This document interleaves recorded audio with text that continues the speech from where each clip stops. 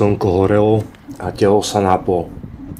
Krajina začala ukazovať svoju pravú tvár. Nielen krásu, ale pravdu bez make-upu. Extrémy svetla a tieňa, hojnosť a dezoláciu, extázu a vyčerpanie. Všetko jedným dýchom.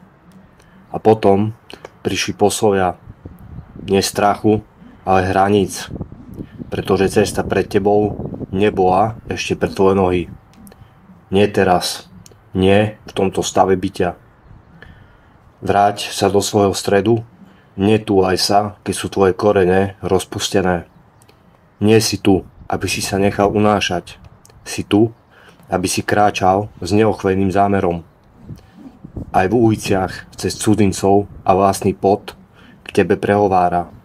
Hovorí: nie si tu ako turista, si tu ako chrám. Kráčaj tak.